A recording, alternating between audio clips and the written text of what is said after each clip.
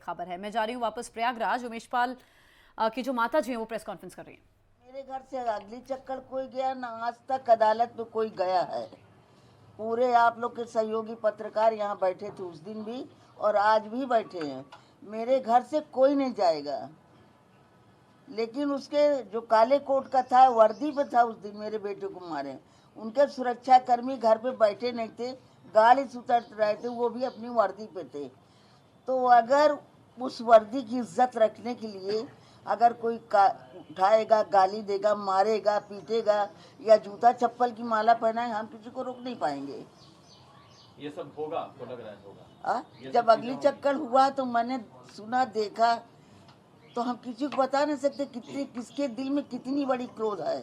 आपको लगता है अतीक के साथ इस तरह का मारपीट होना चाहिए? कानून देखिए, होना चाहिए, अच्छा हो। अगर उस दिन आप लोग या और लोग जो उसके सुरक्षा कर्मी थे, अगर वो थोड़ा सा हट जाते तो काली कोट वाले उनको गिरा के मारते। जिस तरह से उसकी बेइज्जती हुई है, उसको अपनी बेइज्जती में शर्म आना चाहिए, डूब के मर जाए। गुस्सा है यहाँ के लोगों में अतीक के खिलाफ? समाज को भी मेरे गुस्सा है और एडवोकेटों को भी गुस्सा है। उमेश पाल की हत्या के बाद जो कार्रवाई हुई है, क्या आपसे संतुष्ट है?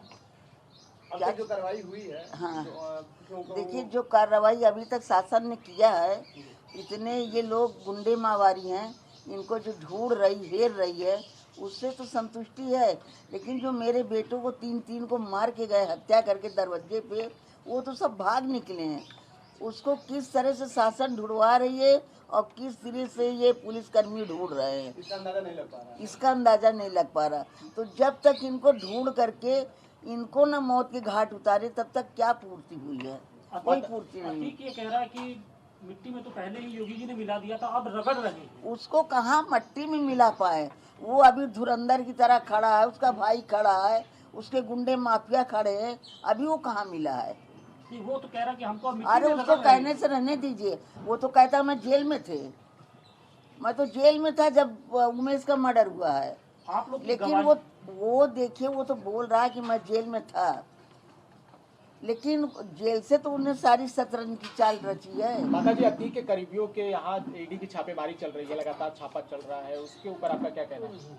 देखिए, छापेमारी ना चले तो जो इतने असलहे निकले हैं, लकड़ी की तरह, कुंदे की तरह भर भर के रखा है, या जो काले धन का दौलत बटोर के रखा है, ये कहाँ से निकलता? जब छापेमारी करेंगे तभी तो सब सामने निकल के आएगा कि घर का उसका क्या कार्यक्रम है और जंगल का क्या राजा है। आपको क्या लगता है अभी और कहाँ ये सब चीजें हो सकती हैं और कहाँ छापेमारी करनी देखिए, अब ये तो हम बता नहीं पाएंगे। अब ये तो जितने पुलिसकर्मी या और विभाग के जो लगे हुए हैं, अब वो जब खोजेंगे, इसको ढूंढेंगे, निकालेंगे, तो धीरे धीरे पता लगेगा। 50 दिन से अधिक का समय हो गया, घर परिवार के लोग अभी तक बाहर नहीं जा रहे हैं। अभी मेरे घर का ना हम लोग निकल रहे हैं, ना बहू निकल रही, ना बच्चे निकल रहे। आज 2 दिन से छोटे बच्चों को किसी तरह से बगल किया है, स्कूल वहाँ भेजे, सब सहमे हुए हैं। भाई, उसके गुंडे जो भागे हैं, आपको क्या पता कि दूर गए या किसी के घर में घुसे हैं।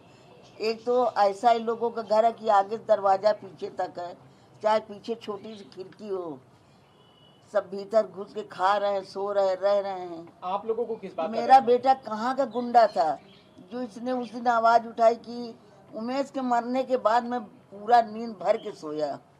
क्या इसको वहाँ सताने जा रहा था? आप लोग की गवाही बहुत इम्पोर्टेंट होगी, किस तरीके से लड़ेंगी आप लोग? देखिए बेटा, अभी तो मेरे बेटे का अपहरण का केस चल रहा है। अब ये जो 3 लोग शहीद हुए हैं, चलेगा केस तो बेटे ही साथ चलेगा, उनके परिवार तो यहाँ आएगा नहीं। तो जो भी कानूनी कार्रवाई होगी, जो तीनों दरवाजे पे मारे गए हैं, उनके लिए जो आगे कानून चलेगा, उसके लिए हम लोग खड़े दोनों को हैं। लाया जा रहा है, अशरफ को और उसको लाया जा रहा है। पुलिस अब पूछताछ करेगी रिमांड पर लेकर। देखिए, बताते क्या है, वो तो पहले झूठ बोलेंगे, ना ना ना, लेकिन तो ना आप की लोग की गवाही बहुत इम्पोर्टेंट होगी, क्योंकि आप लोग चश्मदीद रहे इस केस के। देखिए, हम लोग चश्मदीद नहीं थे, मेरा कैमरा था। कैमरा ना होता तो सब जो शहद लगा के चाट जाते, कहते नहीं ये गलत है, अति ऊपर गंदी अफवाह उड़ रही है। लेकिन कोर्ट में तो आप लोग को सामने जाना ही देखिए, होगा। कोर्ट में आप लोग कितनी अरे मजबूती भाई, से जब लड़ेंगे? कोर्ट में जाना होगा, जब समय आएगा तो जाएंगे, तब की तब है। अभी तो वो आ रहा है, अभी तो हमको जाना है। सब तो जिंदे हैं, हो सकता है निकल के जाए, हमारा भी मर्डर हो जाए, इसका भी मर्डर हो जाए। माता जी, क्या कोर्ट जाने में भी आप लोगों को डर लग रहा है? हर जगह डर तो हमको बाहर निकलने में है, अदालत जाने में तो बहुत दूर है। जितना शेर मेरा बेटा था उतना भी हम लोग शेर नहीं है, कोई उसके बीवी की तरह डॉन नहीं है। हम लोग पारिवारिक हैं। आगे का रास्ता क्या होगा? आगे का रास्ता ये होगा, जो अदालत में आएगा तो देखा जाएगा। क्योंकि अदालत में जो लड़ाई लड़नी है वो आप ही लोग को लड़नी है, आपको, तो आपके हम परिवार को, आप बार बार कोई चीज क्यों रिपीट कर रहे हैं? जब अदालत में आएगा तो हम लड़ेंगे, पीछे नहीं हटेंगे। हम क्या कहा, आप लोग कान से सुन लीजिए, इसमें जो टेप हो रहा है कान से भी सुनिए। हमने क्या कहा, मेरे बेटे के साथ जो 2 शहीद हुए, चलेगा तीनों का केस यही, तो हम लड़ेंगे, पीछे नहीं हटेंगे। इसलिए मेरे बेटे के साथ शहीद हुए तो एक तरह से मेरे परिवार, मेरे बेटे सब आते हैं। अब सारे के सारे लोग आरोपी बना दिए गए उसके घर के, उसके पत्नी, उसके भाई के ऊपर। बेटा हाथ जोड़ रहा है।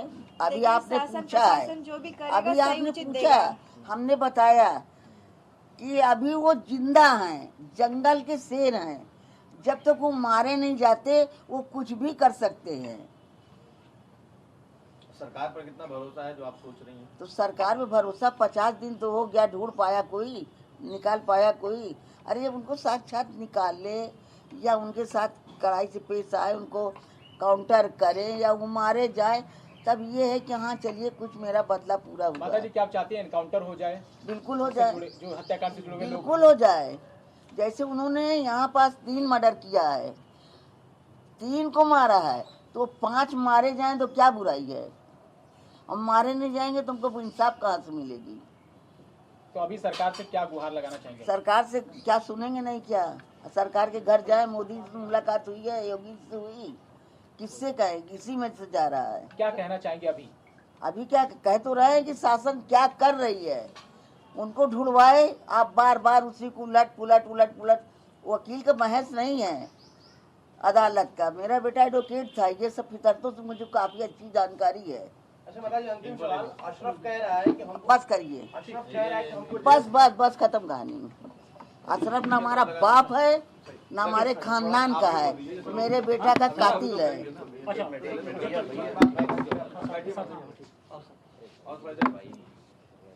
उसी बात को 10 चक्कर दोहराने से कोई फायदा नहीं है। 10 साल से मेरा बेटा वकालत कर रहा था, मेरे परिवार में भी है, हर विभाग में है, ऐसा बात नहीं है, लेकिन उसके मुकाबले कोई शेर नहीं है। देखिए, मैं प्रशासन और शासन से यही मांग कर रही हूँ कि मुझे न्याय दिलाएं, चाहे जैसे दिलाएं।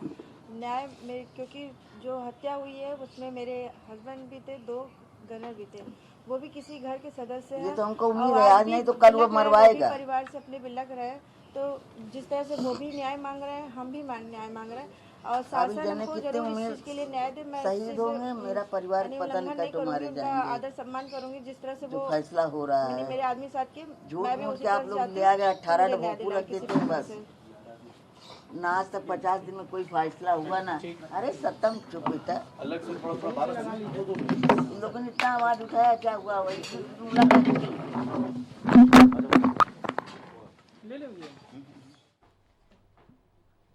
तो उमेश पाल के माताजी और साथ ही उनकी पत्नी को आप सुन रहे थे, वो न्याय की गुहार लगा रहे हैं। और इस समय अतीक अहमद भी कभी भी प्रयागराज पहुंच सकता है। सीजेएम कोर्ट में आज पेशी होनी है। ये अतीक अहमद की ही तस्वीरें आप देख रहे हैं। साबरमती जेल से अतीक अहमद लाया गया है। पहले अपहरण के मामले में आजीवन कारावास की सज़ा कोर्ट ने अतीक अहमद को सुनाई थी और साथ ही कुछ फाइन भी लगाया गया था। और अब जो है दोषी, माफ़ कीजिएगा, आरोपी बनाए गए हैं इस हत्याकांड में अतीक अहमद, जिसके बाद साबरमती जेल से एक बार फिर से उत्तर प्रदेश की पुलिस प्रयागराज अतीक अहमद को लाई है। और आज सीजेएम कोर्ट में अतीक अहमद की भी पेशी होगी और अतीक अहमद के साथ साथ अतीक अहमद के भाई अशरफ की भी पेशी होनी है। और उमेश पाल का जो परिवार है वो न्याय की गुहार लगा रहा है कि मुझे सरकार, प्रशासन न्याय दिलवाए और इन लोगों का खात्मा होना चाहिए, क्योंकि ये लोग जेल में बैठे भी लोगों की किस तरह जान ले सकते हैं, इस बात का परिचय ये लोग दे चुके हैं। तो इनका खात्मा बहुत ज़रूरी है।